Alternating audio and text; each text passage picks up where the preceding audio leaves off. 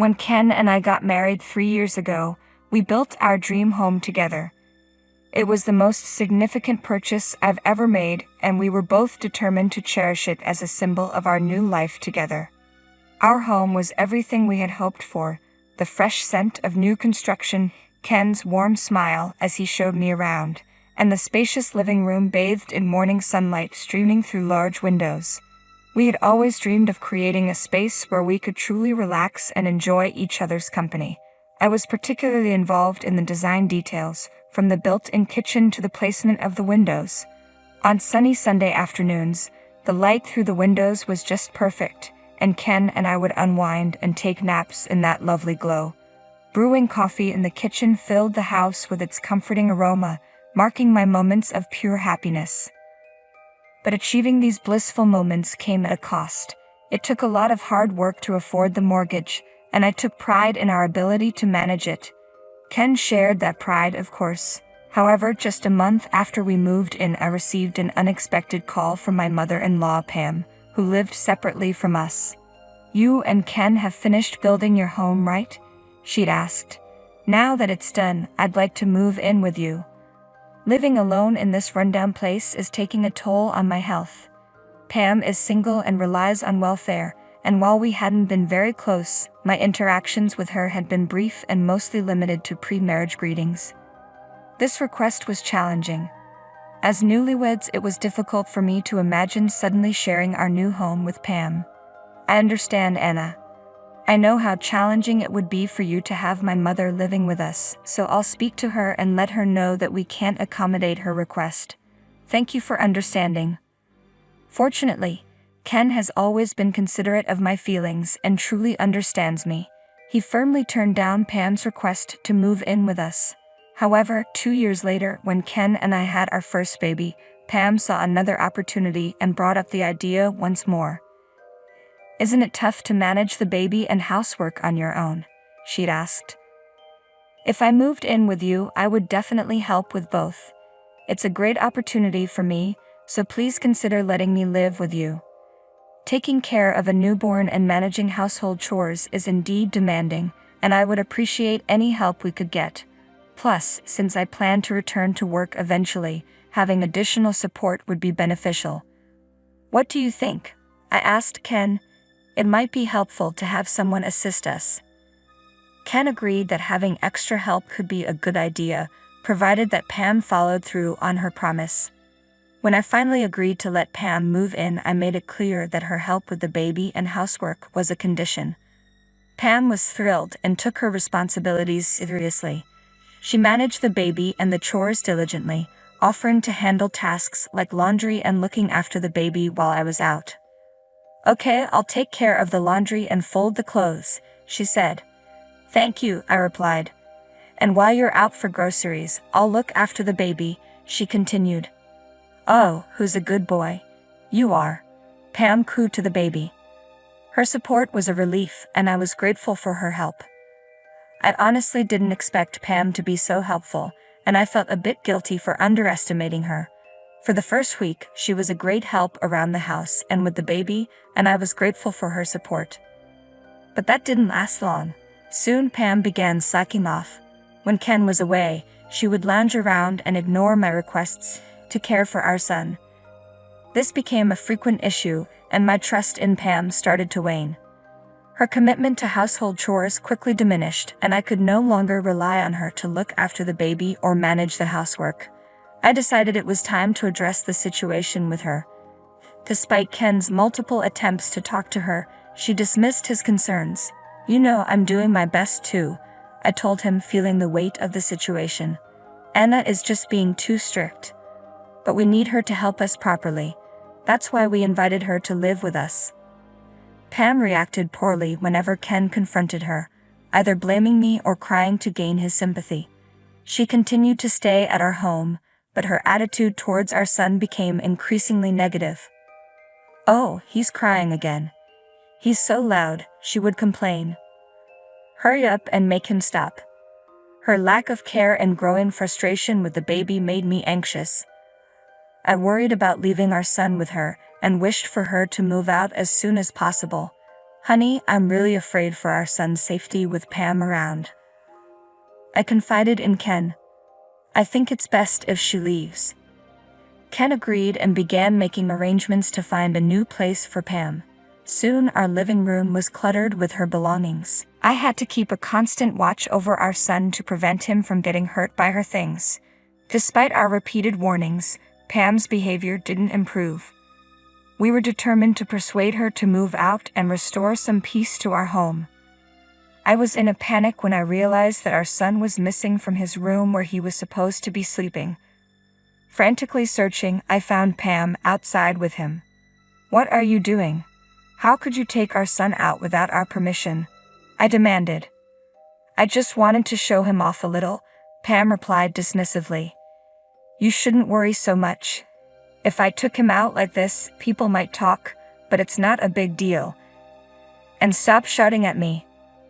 I was stunned that Pam had taken our son without informing me and seemed completely unapologetic.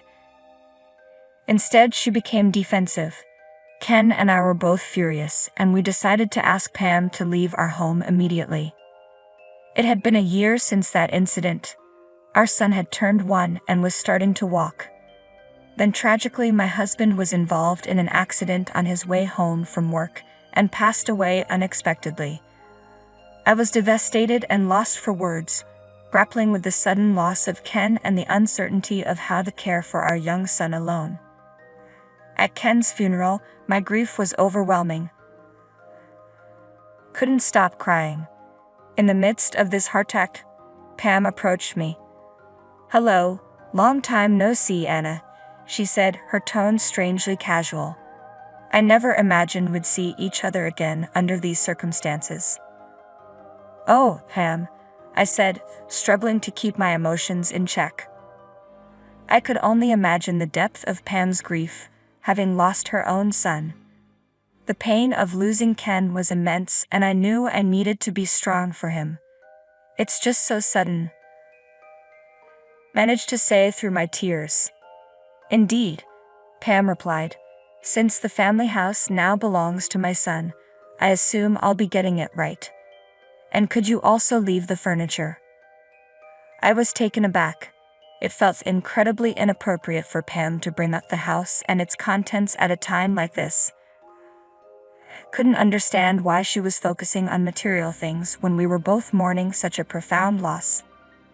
"What are you talking about?" I asked, bewildered. "The house cost $500,000 to build, and there's still a mortgage to be paid." "Oh, well, you're going to cover that, right?" she responded casually. I couldn't believe Pam was discussing the house and mortgage at Ken's funeral. "I'm not sure I want to talk about this right now," I said, trying to remain composed. "We're here to remember Ken." But Pam insisted, "It's important we address this now." "No, this is not the right time," I said firmly. "If you continue to behave like this, please leave immediately." I was fed up with Pam's insensitivity. We were at Ken's funeral, and it was unacceptable for her to be so focused on property issues while we were grieving. When I firmly told Pam to leave, she fell silent and walked away. I was left wondering what she was thinking, especially given the recent loss of her own son. After the funeral and cremation, I managed to calm down. I knew I couldn't stay sad forever. I needed to focus on working hard to provide for my son. I put him in daycare and returned to my job, juggling work, house chores, and childcare as best as I could. One day, after picking up my son from daycare, I was shocked to find all my belongings piled up in a dumpster near the entrance of my home. My clothes, desk, and work items were all thrown together in a huge heap. "What is going on here?" I demanded. Upon closer inspection, I noticed that some of my more valuable items, expensive clothes, accessories, the TV, and the large fridge, hadn't been discarded but were still there. As I tried to make sense of the situation, a mover approached me and began discussing a fee. Confused, I asked what this was about. "Oh, great timing," the mover said. "Well, you live here, right? The cost of the move is..." It quickly became clear that Pam had hired the mover. The realization left me stunned and frustrated. What is Pam trying to do? Is she in my house right now? I had to enter, but the front door wouldn't open. Panic set in as I realized Pam might have changed the locks. Had she somehow gotten hold of my house key while I was preoccupied with Ken's funeral? Immediately called Pam. What is the meaning of this, Pam? How dare you come into my house without permission and throw out my belongings without asking me first? There's nothing wrong with taking my son's things. You're no longer part of the family, so get out. What are you talking about? Ken is gone, but you have no right to act this way. Get out before I report you for trespassing. Pam abruptly hung up the phone. I was infuriated by her selfishness and knew I had to find a way to reclaim my house. With my son crying and unable to stay outside forever, I decided it was best to go to a hotel or my parents' house for the time being. I asked the movers to store my belongings temporarily and left. A week later, I received a phone call from Pam, who sounded distressed. Hey, the police are here and it looks like they're trying to make me leave the house. Please do something about it. I couldn't believe she had the audacity to call me for help after evicting me. Pam's selfishness was overwhelming. I'm sorry, but I'm not your family anymore, I replied. We've gone through a post-mortem divorce settlement. I can't assist you. Pam's behavior was appalling, and I was determined to sort things out and get my house back. What do you mean by post-mortem divorce? Pam asked, puzzled. It's a legal procedure to sever ties with the relatives of my deceased husband, I explained. Since I'm still legally Ken's spouse, I inherit the house. I've cut ties with you, so you have no right to live here or expect any support from me. What? You know I have nothing, and yet you're kicking me out? Pam protested. Yes, I am, I replied firmly. Since we're no longer family, I have no obligation to you. Pam sounded outraged. But I took care of the baby. How can you be so ungrateful and cold? It was clear that Pam didn't understand, or didn't want to acknowledge, how wrong her actions were. Her anger only confirmed my decision. If that's how you feel, I said, you can stay if you want, but you'll need to pay the mortgage in one lump sum. What? You want me to pay the mortgage in full? Pam was incredulous. You don't need to pay the mortgage that's already been covered up to now. You're only responsible for the remaining amount. But be warned, it's a significant sum. Pam was taken aback. How could I possibly pay for a house that's only been built for 3 years in one installment? Well, if you can't manage it, then the house is mine, and you, as someone who is no longer part of the family, will be reported for breaking and entering. I ended the call, feeling resolved. I knew I didn't need to explain to Pam that the mortgage was covered by insurance after Ken's passing. A few days later, when I finally managed to get back into the house, I found it in disarray. Furniture was damaged and my clothes were in a mess. I took photos and documented everything, noting the costs and the circumstances under which Pam had evicted me. Even though filing a claim might not result in a payout, having this evidence could be useful if Pam caused further trouble. Later, Pam contacted me, demanding a $1,000 fine for trespassing. Of course, I had no intention of paying her. I ignored Pam's request. How could she not see that I was the victim in all of this? There was no way I would pay her any money.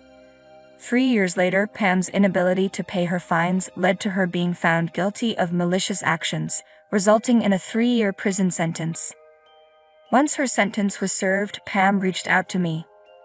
Please, I'm in serious trouble. I have nowhere to go and don't know what to do, she pleaded.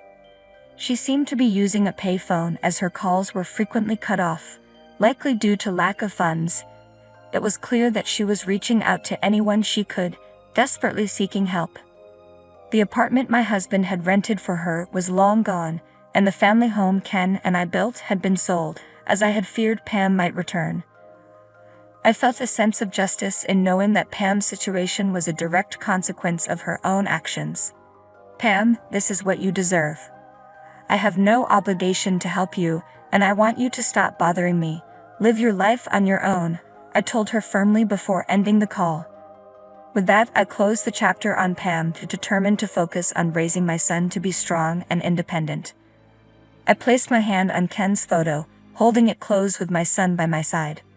Thank you for watching until the end. Please subscribe to our channel, and we hope to see you in our next video.